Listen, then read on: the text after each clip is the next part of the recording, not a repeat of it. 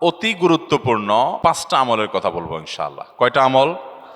5টা আমলের কথা বলবো। জীবনের তরে যতবার জুমার দিন আসবে এই 5টা আমল সারা জীবন নিয়মিত আঁকড়ে ধরবেন, আমল করবেন।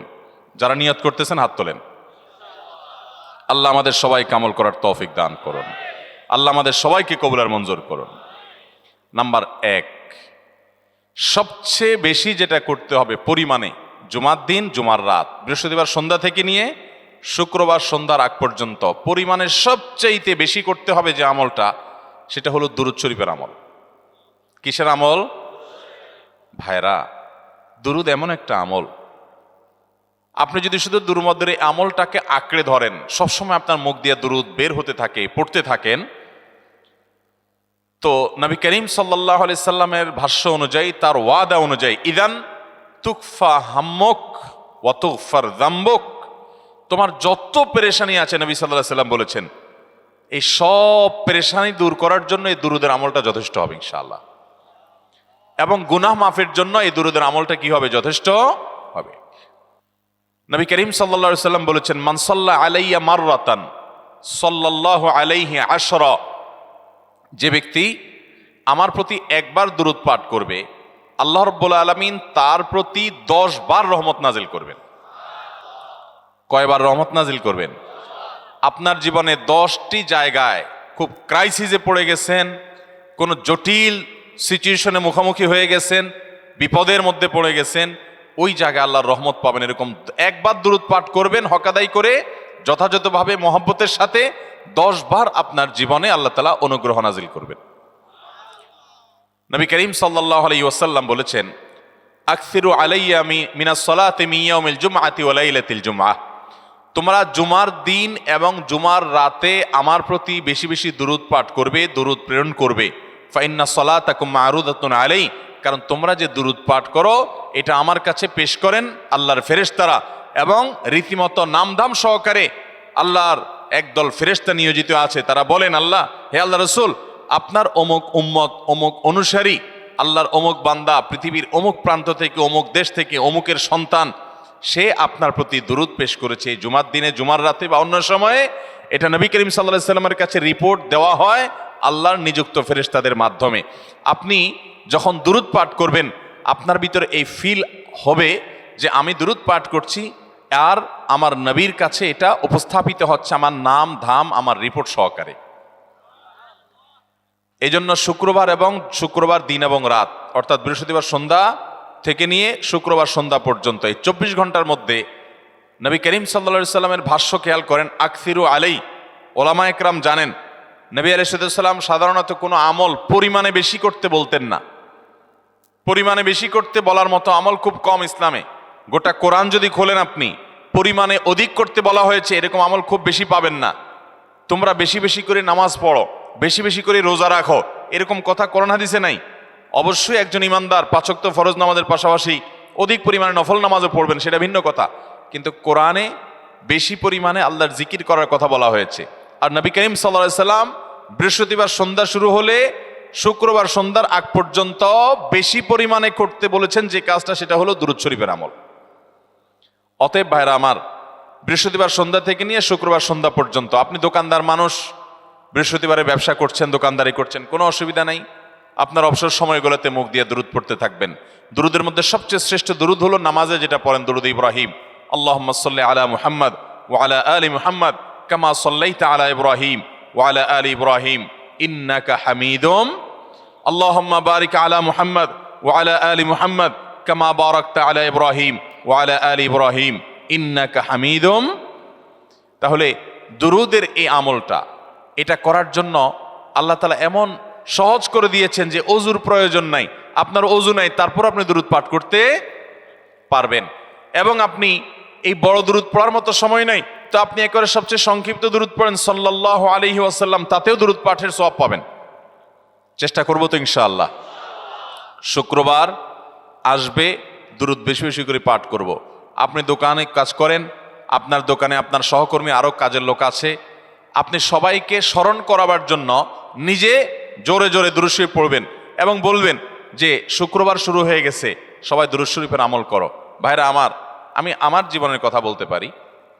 আমার জীবনে ওই যে হাদিসের উপরে ইয়াকিন এবং বিশ্বাস আলহামদুলিল্লাহ ছিল, আমার জীবনে আমি অনেকবার দেখেছি এরকম জটিল পরিস্থিতি হয়েছে যে দেয়ালে পিঠ থেকে গেছে, নড়ার জায়গা নাই, আর কোনো আপাত দৃষ্টি থেকে এই বিপদ থেকে উদ্ধারের কোনো পথ নাই। দুরুদ, ইস্তেগফার, দোয়া ইউনুস, এই 3 আমল পাশাপাশি ইয়াজাল জালাল ওয়াল ইকরাম, এই 4টা জিনিসকে এমনভাবে ধরছে, বিশেষ করে দুরুদ, স্পেশালি সারাক্ষণ দুরুদ। আল্লাহ রাব্বুল আলামিন এমনভাবে সহযোগিতা করেছেন, এমনভাবে উদ্ধার করেছেন যে কল্পনা করলে অবাক লাগে এখন যে এটা কিভাবে সম্ভব। ভাইরা আমার, এক সাহাবী নবী করিম সাল্লাল্লাহু আলাইহি ওয়াসাল্লামের কাছে এসে বলছি, ইয়া রাসূলুল্লাহ, আমি যে দোয়া করি এই দোয়ার মধ্যে আমি নিজের জন্য করব, আমার ছেলে মেয়ের জন্য করব, অনেক কিছু করব, এটা সেটা, রিজিক চাইবো, সুস্থতা চাইবো, অনেক কিছুই তো আল্লাহর কাছে চাইবো। আপনি তো আল্লাহর রাসূল, আপনার জন্য দোয়া করলে আমাদেরই লাভ, একবার দোয়া করলে আল্লাহ 10 বার রহমত নাজিল করবেন, তো আপনার জন্য আমার দোয়ার ভিতরে কত পার্সেন্ট রাখবো? সাহাবী বারবার বিভিন্ন পার্সেন্টেজ বলছিলেন যে 3 ভাগের 1 ভাগ আপনার জন্য রাখি ইয়া রাসূলুল্লাহ, অর্ধেক রাখি, আরো বেশি করে রাখি। তিনি যত বলছেন নবী করিম সাল্লাল্লাহু আলাইহি সাল্লাম আরো বাড়ানোর জন্য তাকে উৎসাহ দিচ্ছিলেন। এক পর্যায়ে যখন তিনি বললেন, ইয়া রাসূলুল্লাহ, আমি আমার কোন দোয়ার সবটুকু যখন আপনার জন্য নিবেদন করব, আমি কোন একবার যখন দোয়া করব, দোয়া শুধু আপনার জন্যই করব যখন, অর্থাৎ পিওর দুরূদ যখন পড়বো, নিজের জন্য আর কিছু চাইবো না, শুধু আপনার জন্যই যদি চাই কোনোবার, তাহলে তখন নবী করিম সাল্লাল্লাহু আলাইহি সাল্লাম বলেছেন, ইদান তুকফা হাম্মুক ওয়া তুগফার যামবুক, তাহলে তোমার সকল পেরেশানি থেকে উদ্ধারের জন্য এই দুরূদটাই যথেষ্ট হয়ে যাবে, এবং তোমার সকল গুনাহ মাফের জন্য এটা যথেষ্ট হয়ে যাবে।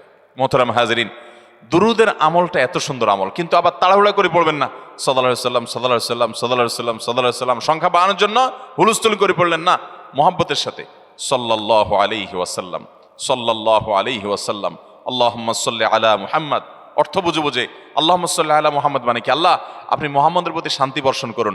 আরে ভাই, মুহাম্মদ সাল্লাল্লাহু আলাইহি সাল্লামের প্রতি আল্লাহ তাআলা শান্তি এমনি বর্ষণ করবে, আপনি আমি দোয়া করলেও করবে, না করলেও।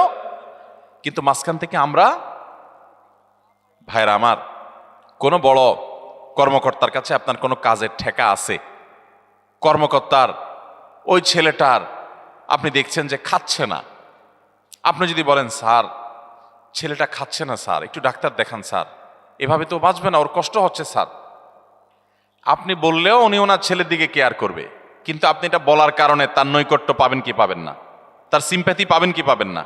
আরশে আজিমের মালিক তার হাবিবকে এত মহব্বত করেন, তিনি তার হাবিবের প্রতি এমনিতেই রহমত নাজিল করবেন, তাকে বিভিন্ন মর্যাদা আগে থেকেই দেওয়ার ঘোষণা দিয়ে রাখছেন, কিন্তু আপনি আমি দোয়া করলে আল্লাহ তাআলা তার মাধ্যমে আমাদের ভাগ্যকে সুপ্রসন্ন করে দিবেন।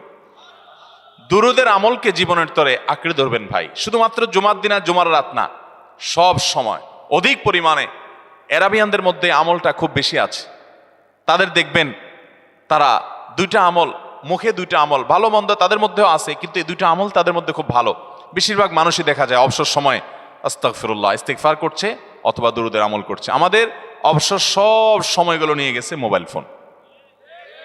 ভাইরা আমার, 4 বছর 5 বছর 6 বছর 7 বছর 10 বছর ধরে মোবাইল টিপতেছেন, ফেসবুক টিপতেছেন, ইউটিউব টিপতেছেন। বুকে হাত দিয়ে আমাকে জবাব দেয়া লাগবে না, নিজের বিবেককে একটু জবাব দেন। এই 10 বছর ফেসবুক, ইউটিউব, টিকটক, হোয়াটসঅ্যাপ টিপে আপনার অর্জন কি হয়েছে একটু হিসাব মিলান।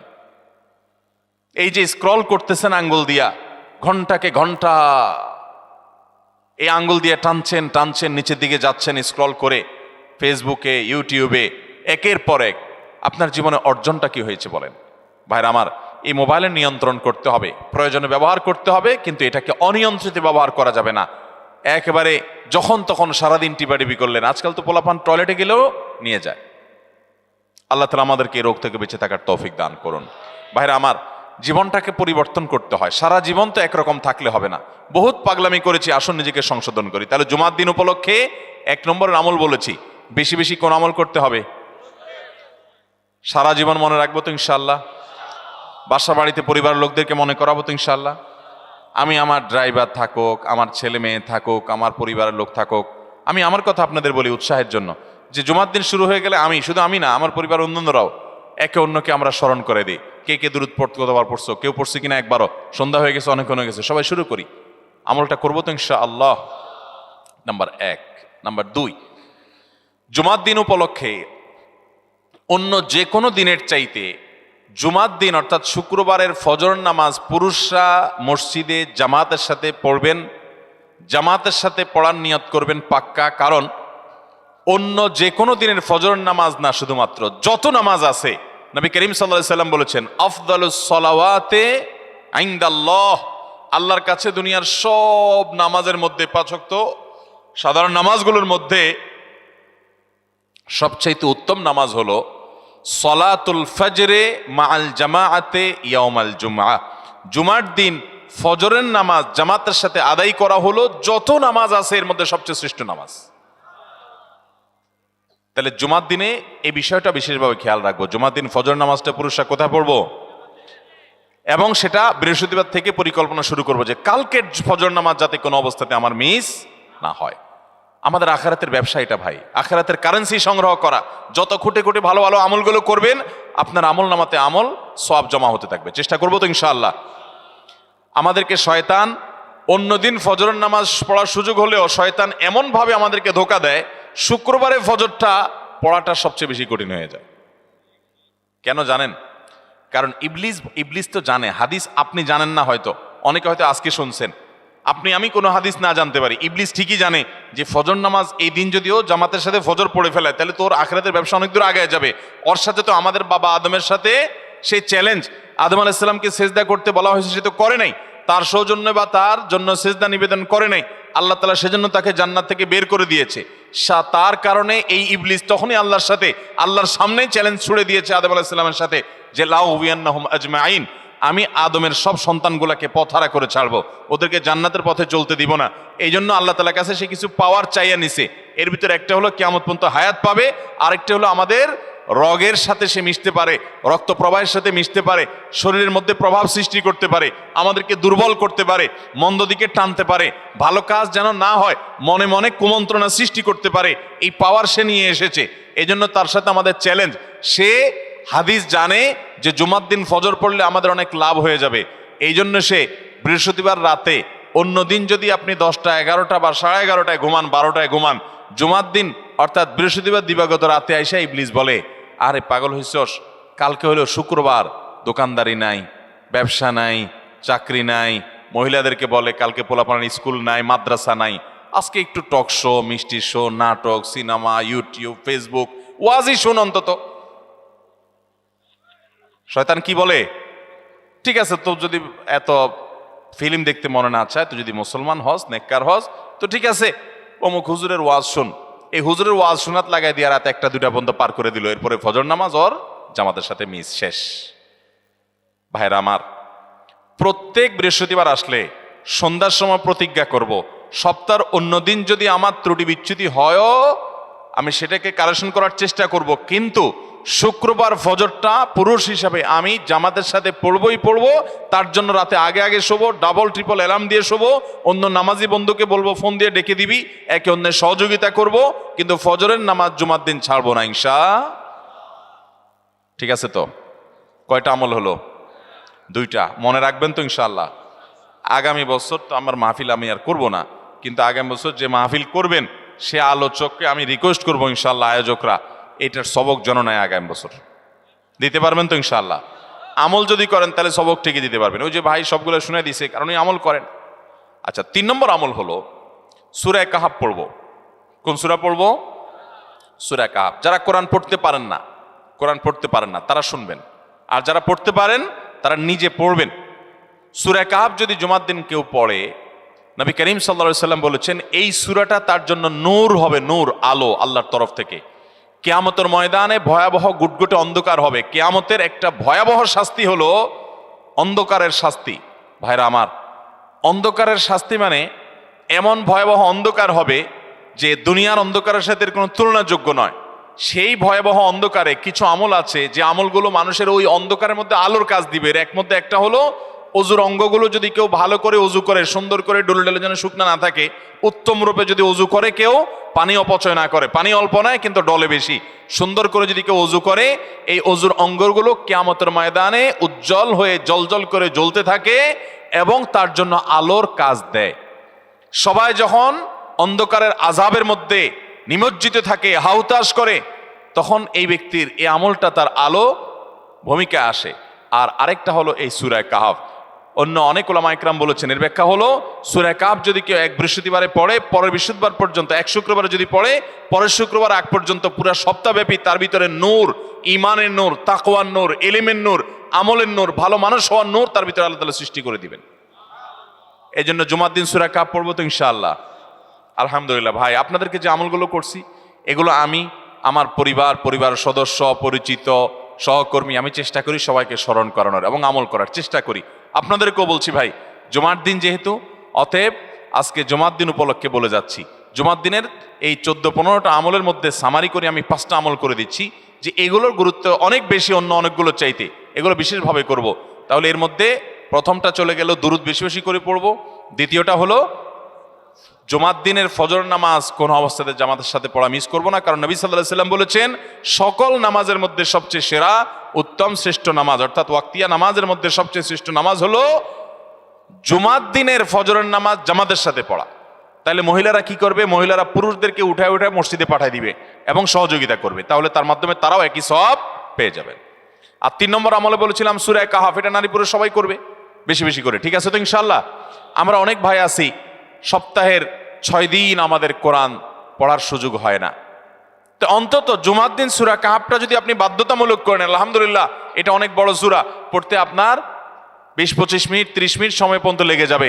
আপনি আধা ঘন্টা সময় ধরে যদি আস্তে আস্তে সুন্দর করে পড়েন, তো সপ্তাহে একবার অন্তত কোরআনের সাথে আপনি সময় দিলেন।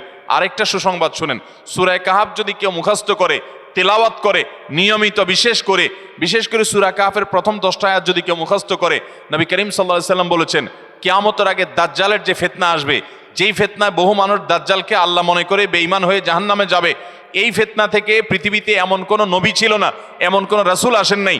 এই মানব ইতিহাসের প্রথম মানুষ আদম আলাইহিস সালাম থেকে নিয়ে আমাদের মুহাম্মদ সাল্লাল্লাহু আলাইহি সাল্লাম পর্যন্ত এই লক্ষ লক্ষ যত নবী রাসূল এসেছে, সমস্ত নবী রাসূলরা একটা ব্যাপারে সাবধান করে গেছেন, দাজ্জাল আসবে, যে দাজ্জালের হাতে পাওয়ার থাকবে এত বেশি, অলৌকিকত্ব থাকবে এত বেশি, সে মরা মানুষকে জিন্দা করে ফেলবে, জিন্দা মানুষকে বলবে সে মরে যাবে, তার হাতেই সব কন্ট্রোলিং পাওয়ার থাকবে, দুনিয়ার সমস্ত রিজিক তার হাতে কক্ষিগত থাকবে, এমন পাওয়ার থাকবে তাকে দেখে মানুষ বলবে হ্যাঁ এই তো আল্লাহ, এই তো সব কিছু পারে, বেঈমান হয়ে যাবে।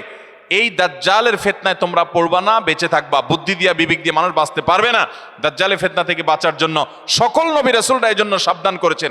আমাদের নবী সাল্লাল্লাহু আলাইহি সাল্লাম নামাজের শেষ বৈঠকে দোয়া মাসুরার জায়গায় একটা দোয়া পড়তেন, আল্লাহুম্মা ইন্নী আউযু বিকা মিন আযাবিন নার ওয়া আযাবিল কবর ওয়া আউযু বিকা মিন ফিতনাতিল মাহইয়া ওয়াল মামাত ওয়া আউযু বিকা মিন শাররি ফিতনাতিল মাসীহিদ দাজ্জাল। আল্লাহ আপনার কাছে দাজ্জালের ফিতনা থেকে পানা চাই। 1450 বছর হয়ে গেছে, এখনো দাজ্জালের আবির্ভাব হয় নাই, হবে কিয়ামতের আগে, কখন হবে আল্লাহ ভালো জানেন। কিন্তু নবী সাল্লাল্লাহু আলাইহি সাল্লাম বলেছেন সূরা কাহফের প্রথম 10 আয়াত যদি কেউ মুখস্থ করে, তো এই ব্যক্তিকে আল্লাহ রাব্বুল আলামিন এবং যদি তেলাওয়াত করে, এই ব্যক্তিকে আমলের মাধ্যমে দাজ্জালের ফিতনা থেকে আল্লাহ বাঁচিয়ে রাখবেন। দাজ্জাল তো অনেক পরের কথা, কোথাকার কোন আল্লাহর প্রতি অবিশ্বাসী মুশরিক বা কাফের খেলোয়াড় একটু পায়ের ভেলকি দেখায়, লক্ষ লক্ষ কোটি কোটি মানুষ হুমড়ি খেয়ে তার ভক্ত হয়ে ইমানি চেতনা, আমলি চেতনা, তাকওয়া, তাহারাত সব খুঁয়ে বসে থাকে। আর সেখানে দাজ্জালের মতো এরকম মিরাকল, সব মিরাকল তার হাতে থাকবে। এরকম পরিস্থিতি যখন আসবে তখন মানুষ কি করবে? এখন এই যে তথ্য প্রযুক্তির উন্নতির এই সময়ে কত মুসলমানের সন্তান বেঈমান হয়ে যাচ্ছে, বিজ্ঞানরাই তারা আল্লাহ বানায় বসে থাকতেছে, আছে না নাই? ধারণামূলক বিষয়কে তারা চূড়ান্ত বিষয় বানিয়ে বসে আছে, বেঈমান হয়ে যাচ্ছে। এবং টাকার যে কারিশমা, টাকা দিলে সব হয়ে যায়, টাকা নাই তো কিছুই হয় না। এই জন্য বেঈমান হয়ে অনেকে বলে যে টাকাই নাকি দ্বিতীয় খোদা, নাউজুবিল্লাহ। ভাইরা আমার, দুনিয়ার এই ভেলকি কি দেখছি আমরা, কিয়ামতের আগে ভেলকি আরো অনেক দেখবে আমাদের পরবর্তী প্রজন্ম, আমাদের ছেলে মেয়েরা, নাতিপুতিরা আরো অনেক ভেলকি দেখবে, এমন ভেলকি দেখবে যে তাদের আল্লাহর প্রতি ঈমান আনা, আখিরাতের প্রতি বিশ্বাস করাটা কঠিন থেকে কঠিন হয়ে যাবে। এরকম পরিস্থিতি তৈরি হবে দুনিয়াতে। তথ্য প্রযুক্তির উন্নতির নাম দিয়ে, এটার নাম দিয়ে, সেটার নাম দিয়ে মানুষের জীবনযাত্রা সহজ হবে, কিন্তু এর মাধ্যমে মানুষের ঈমান দুর্বল হওয়ার অনেক সম্ভাবনা, সংখ্যা তৈরি হবে এবং শয়তান সেগুলো সৃষ্টি করবে। এই আশঙ্কা থেকে বাঁচার জন্য সূরা কাহফটা হলো মহৌষধের মতো। অতএব জুমার দিন প্রত্যেক শুক্রবারে সূরা কাহফ পড়ব তো ইনশাআল্লাহ। মায়েরা, বোনেরা, আমরা ভাইয়েরা যারা আছি, বাবারা যারা আছি, আল্লাহর ওয়াস্তে জীবনের তরে নিয়ত করে নেন আজকের মাহফিল থেকে, জীবনে কখনো বৃহস্পতিবার সন্ধ্যা থেকে শুক্রবার সন্ধ্যার আগ পর্যন্ত আমার হাজার ব্যস্ততা থাকুক, সূরা কাহাফটা পড়া ছাড়া আমি কোনো কাজ করব না আমি আল্লাহর অনেক বান্দাকে ব্যক্তিগতভাবে জানি, আমি নিজেও এতটা গুরুত্ব দিয়ে করতে পারি না। অনেক বড় সরকারি কর্মকর্তা, অনেক বড় পদের নাম আমি বলবো না, আমাকে বলে ভাই আমি মাগরিবের পর, ব্যক্তিগতভাবে আমি জানি উনি খুব সৎ মানুষ, সব মানুষ একরকম হয় না, সৎ মানুষ। উনি বললেন ভাই মাগরিবের পরে আমার ফ্যামিলির সব বাচ্চা কাচ্চা সবাইকে আমি বলি, আমি ব্যস্ত থাকলেও বলি যে মাগরিবের পরে আগে সবাই সূরা কাহাফটা পড়ে ফেলো, এরপর অন্য সব আমল। আমরাও চেষ্টা করবো না ইনশাআল্লাহ। কয়টা আমল গেল? 3টা, আর 2টা আছে। 4 নম্বর আমল হলো, দুনিয়াতে যত ফজিলতপূর্ণ আমল আছে এর মধ্যে সবচেয়ে বেশি ফজিলতপূর্ণ আমল এটা, খুব সহজ আমলটা, খুব সহজ, প্রত্যেক শুক্রবার আমরা এটা করতে পারি। আমলটা হলো, নবী করিম সাল্লাল্লাহু আলাইহি সাল্লাম বলেছেন, মান বাক্কারা ইয়াউমাল জুমআতি ওয়াবতাকার, যে ব্যক্তি জুমার দিন আগে আগে ঘুম থেকে উঠবে, ভোরে ঘুম থেকে উঠবে, ওই যে ফজর নামাজ পড়তে হবে, যে তাহাজ্জুদ পড়তে পারলে আরো ভালো, এবং মসজিদে আগে আগে যাবে, তাহলে আগে আগে ঘুম থেকে উঠবে, সবাইকে বাসার ডেকে দিবে, আগে আগে ঘুম থেকে উঠাবে। ওয়াগাসসালা ওয়াগতাসাল, ফরজ গোসল হলে ফরজ গোসল করবে, উত্তম রূপে গোসল করবে, ভালো করে গোসল করবে জুমার দিন। ওয়ামাশা ওয়ালাম ইয়ারকাব, জুমার নামাজের জন্য পায়ে হেঁটে মসজিদে যাবে, বাহনে চড়বে না। কেউ যদি মাজুর হয় সে বাহনে চড়লেও চলবে, কিন্তু সাধারণ যারা সুস্থ আছেন পায়ে হেঁটে মসজিদে যাবেন, বাহনে চড়লেন না। জুমার দিনের কথা, জুমার নামাজের কথা।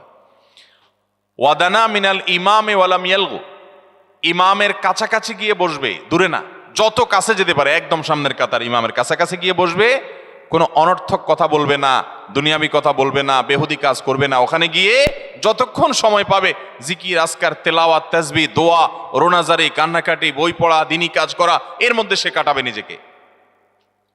এই কয়েকটা কাজ যদি করে তাহলে কাজ কয়টা হলো? আগে আগে ঘুম থেকে উঠা, ওই যে ফজর নামাজ জামাতের সাথে পড়া ইত্যাদি, গোসল করা উত্তম রূপে, আর পায়ে হেঁটে মসজিদে যাওয়া, বাহনে না চড়া। 4 নম্বর হলো ইমামের কাছাকাছি গিয়ে বসা, কোনো অনর্থক কাজ না করা।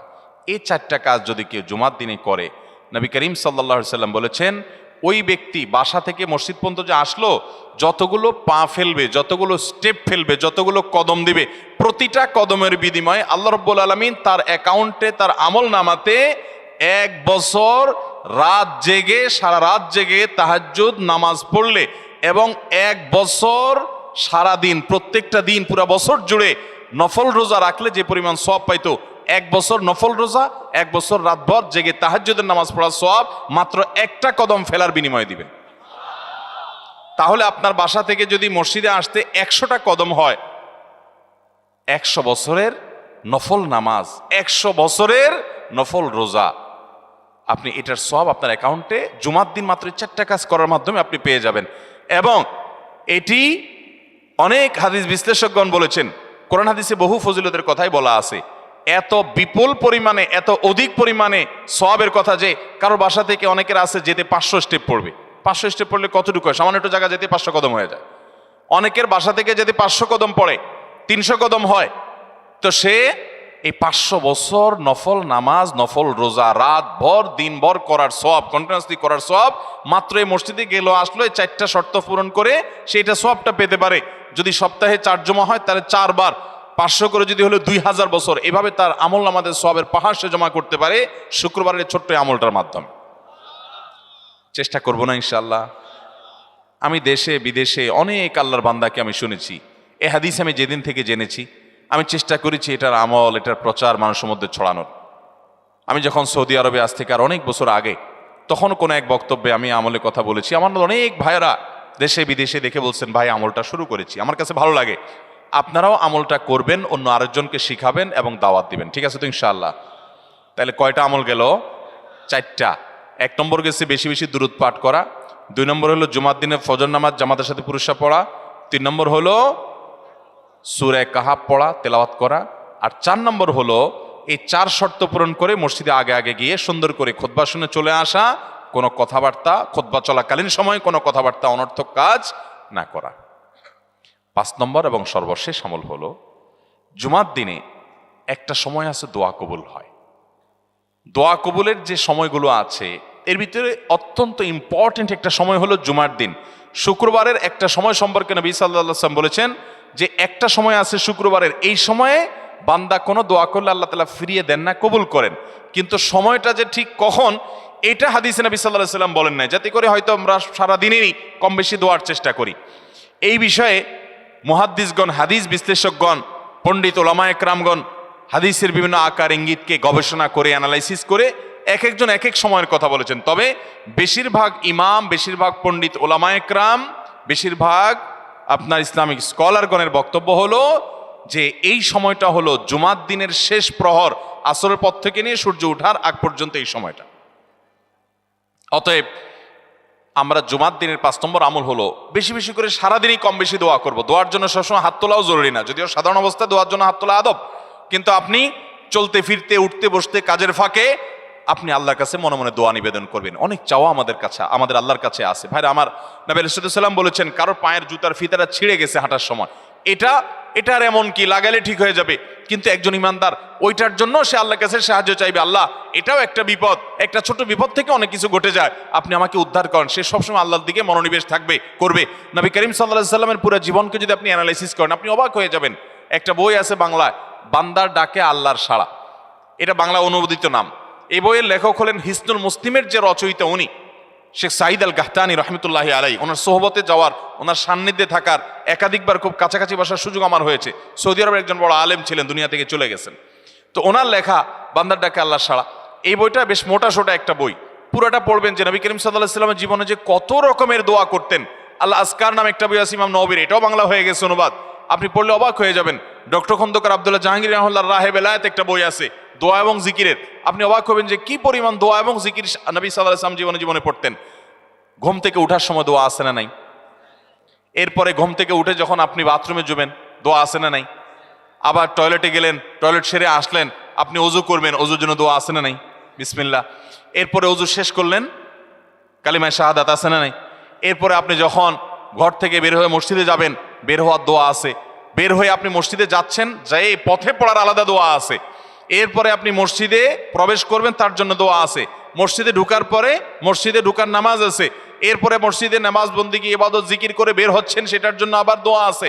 আবার আপনি যাচ্ছেন, কাজকর্মে যাচ্ছেন, বাজারে যাচ্ছেন, সেটার দোয়া আছে। স্ত্রী সহবাস করার সময় দোয়া আছে। দোয়া নাই, জিকির নাই, এমন কোনো মুহূর্ত ইমানদারের জীবনে থাকতে পারে না। নবী করিম সাল্লাল্লাহু আলাইহি ওয়াসাল্লাম এই পরিমাণ দোয়া করতেন। এই জন্য ভাইরা, দোয়া যদি সবসময় করতে কষ্ট হয় হাত তুলতে, আপনি হাত তোলা ছাড়া শুক্রবারে দোয়া করেন, দোয়াটা অনেক বেশি করা দরকার। আমাদের কত জিনিস আল্লাহর কাছে চাইতে হয়, আমরা আল্লাহর কাছে চাই না। পেটে অসুখ হয়েছে, আমরা ডাক্তারের কথা মাথায় আগে আসে, আপনি ওষুধ খান, ওষুধ খাওয়া সুন্নত, কিন্তু ইমানদার সবকিছুর আগে আল্লাহর কথা স্মরণ করবে এবং আল্লাহর কাছে বলবে, আল্লাহ আপনি সহজ করে দেন।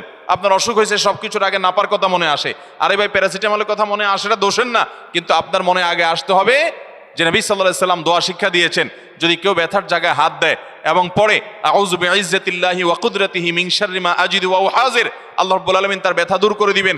এক সাহাবী এই হাদিসের উপর আমল করে তৎক্ষণাৎ তার ব্যথা দূর করেছেন। শুধু ইয়াকিনের অভাব, শুধু বিশ্বাসের অভাব, ঈমানের অভাব।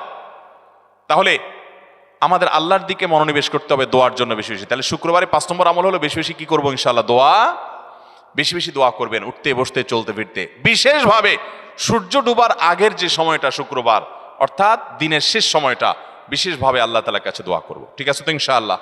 কয়টা আমল বললাম? 5টা আমল। 1, বেশি বেশি দুরুদ। 2, ফজর নামাজ জামাতের সাথে পড়া পুরুষরা, মহিলারা অক্তমত পড়বেন, পুরুষদেরকে পাঠিয়ে দিবেন মসজিদে। 3, সূরা কাফ পড়বেন। 4, আগে ঘুম থেকে উঠে উত্তম রূপে গোসল করে মসজিদে আগে আগে গিয়ে পায়ে হেঁটে গিয়ে সামনে ইমাম সাহেবের কাছাকাছি গিয়ে বসা, অনর্থক কথা কাজ না করা, তেলাওয়াত জিকির আজকারের মাশগুল থেকে নামাজটা পড়ে বের হয়ে আসা, এই কাজ। নাম্বার 5, দোয়া করা, বিশেষ করে দিনের শেষ প্রহরে। আমল করবো তো ইনশাআল্লাহ? মনে থাকবো তো ইনশাআল্লাহ?